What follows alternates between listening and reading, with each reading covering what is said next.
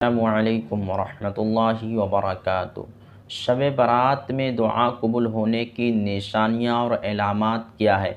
यानी जो अल्लाह तबारक व ताला से अपने मसाइल के लिए, अपने हालात के लिए, अपनी हाजात और ज़रूरत के लिए अल्लाह तबारक व ताला से जो दुआ कर रहे होते हैं, उनकी कबूल होने की निशानियाँ क्या है? और शब बारात में जो अल्लाह तबारक व ताला के सामने इबादत कर रहे हैं, ज़िक्र व अस्कार कर रहे हैं, या अपना कोई वजीफ़ा या कोई अमल कर रहे हैं, तो उसके कबूल होने की अलामत और निशानी क्या है? तो आज मैं आपको 4 अलामत और 4 निशानी बतलाने जा रहा हूँ। यकीन जानिए कि ये सारी चीज़ें सीखने के बाद और समझने के बाद हमें यकीन हो जाएगा कि अल्लाह तबारक व ताला ने मेरे किए हुए इस अमल को अपनी बारगाह में कबूल फ़रमा लिया है, और अल्लाह तबारक व ताला ने अपनी बारगाह में मेरी दुआ को कबूल फ़रमा ली है। यानी सबसे पहली चीज़ कि अल्लाह के सामने इबादत की तौफ़ीक मिल जाना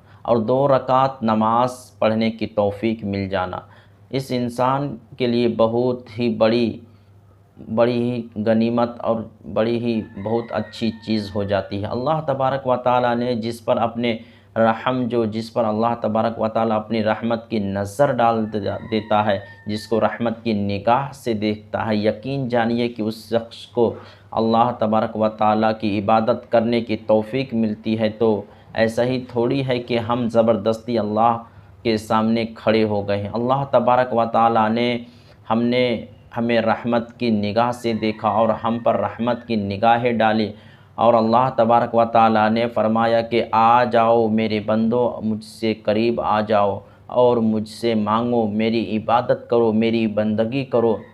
तो जिस बंदे पर अल्लाह तबारक व ताला अपनी जो है रहमत की निगाह डालता है, तो उसे इबादत की तौफ़ीक मिल जाती है। तो अल्लाह तबारक व ताला ने हमें तौफ़ीक अता फ़रमाई है। इबादत तो हमें शब बारात के मौके पर कोई सी भी कर देते हैं, सलातु तस्बीह पढ़ रहे हैं या सलातु तौबा पढ़ रहे हैं या कुरान करीम की तिलावत कर रहे हैं, कोई नमाज तहज्जुद पढ़ रहे हैं, या तो ये सब कुछ अल्लाह से मोहब्बत की अलामत है और अल्लाह की तरफ से एक रहमत का मिल जाना। और दूसरी बात ये है कि जो शख्स अल्लाह तबारक व ताला से दुआ करता है, तो दुआ करने की तौफ़ीक मिल जाना और अल्लाह के सामने हाथ उठाने की तौफ़ीक मिल जाना, गोया के अलामत और निशानी है कि इस बात की यकीनन अल्लाह तबारक व ताला ने हमें दुआ करने की तौफ़ीक दी है, यकीनन हमारी दुआ भी कबूल करेगा। और दुआ कबूल करने का क्या मतलब है? अल्लाह तबारक व ताला ने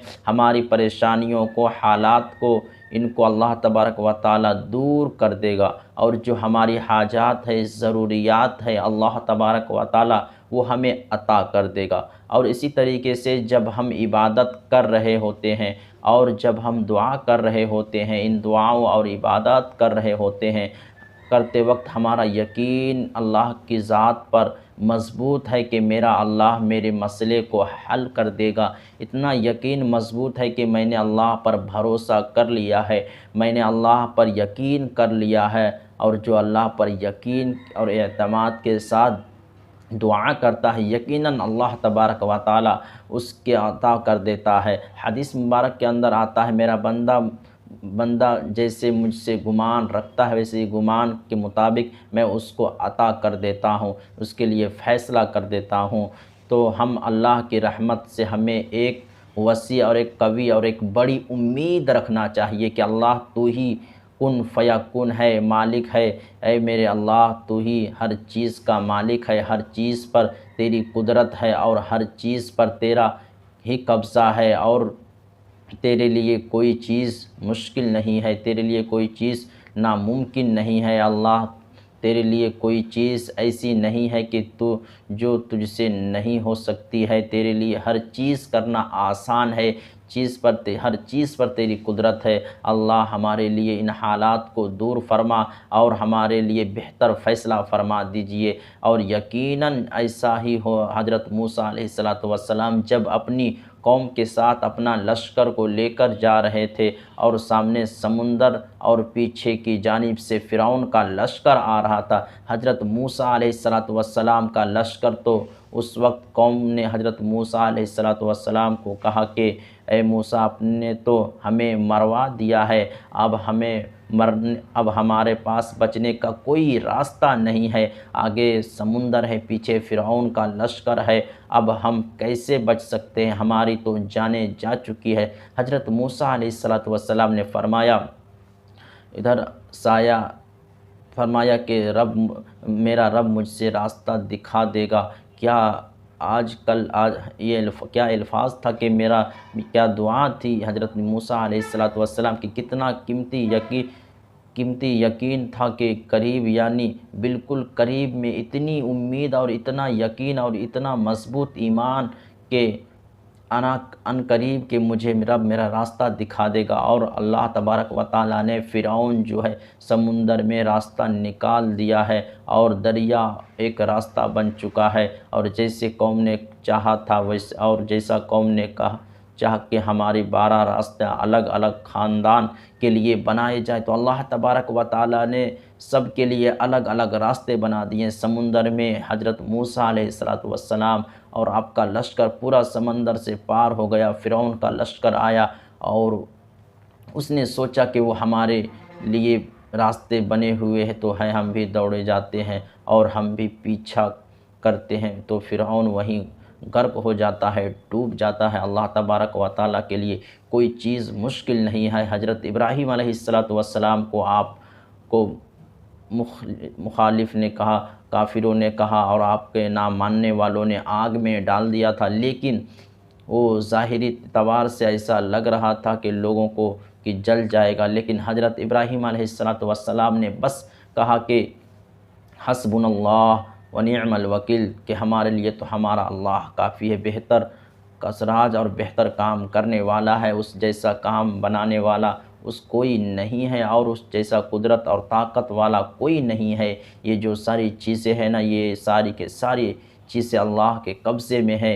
ये दुनिया के लोगों के दिल या दुनिया के लोगों के जानने और दुनिया के लोगों के जुल्म जलीन और हर चीज़, वक्त के ज़र्रा ज़र्रा और पत्ता, हर चीज़ अल्लाह के कब्ज़े और कुदरत के अंदर है। हमारा ईमान और यकीन इतना मज़बूत है अल्लाह की ज़ात पर, अल्लाह के लिए चीज़ मुश्किल नहीं है। अगर वो हज़रत मूसा अलैहिस्सलातु वस्सलाम के लिए रास्ता निकाल सकता है, वो अगर हज़रत इब्राहीम अलैहिस्सलातु वस्सलाम को आग में रखते हुए उनको एक ठंडक पहुंचा सकता है, हज़रत यूसुफ़ अलैहिस्सलातु वस्सलाम को कुएं में रखते हुए एक अरसे के बाद उनको एक बादशाही और इसी तरीके से तख़्बे और इसी तरीके से तख्त और सल्तनत उनको अता कर सकता है, तो हमारे लिए कोई मुश्किल नहीं है। अल्लाह तबारक व तआला के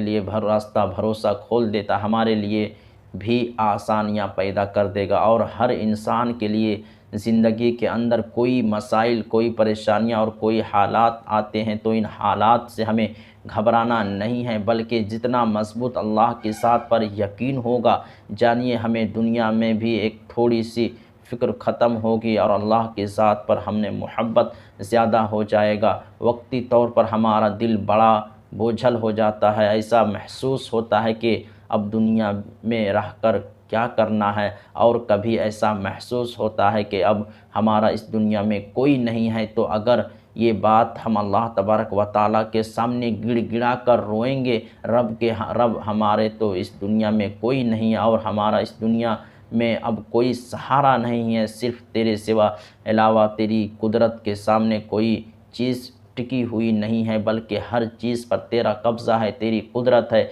हमारे लिए आसानियाँ पैदा कर सकता। तेरी रहमत मेरी इस तरीके से तेरे ख़ज़ाने में कोई कमी नहीं आएगी, तेरे ख़ज़ाने में ज़र्रा बराबर कमी नहीं आ जाएगी अगर आप ये चीज़ मुझे अता कर देंगे। बाज़ मरतबा इंसान अल्लाह तबारक व तआला से इस तरह से दुआ भी कर सकता है कि अल्लाह, मैं इन हालात से बड़ा मजबूर हूँ, परेशान हो चुका हूँ और इन हालात को अब मेरे लिए बर्दाश्त करना इंतहाई मुश्किल हो चुका है और शैतान मेरे ईमान पर डाका डालने की कोशिश कर रहा है। अल्लाह, मेरे ईमान को बचा लीजिए, मेरे यकीन को और मेरे इमदाद को बचा लीजिए, मेरी इज़्ज़त और आबरू की हिफाजत फरमा दीजिए। अल्लाह, मेरी हिफाजत फरमा लीजिए। इसी तरीके से अल्फाज से जब बंदा अल्लाह के सामने दुआ करता है, यकीन जानिए कि अल्लाह तबारक व ताला को इतना प्यार आता है, इतनी मोहब्बत होती है, इतना मुस्कुराता है कि जाओ फरिश्तों मेरे बंदों का जो भी इसकी ज़रूरत है उसकी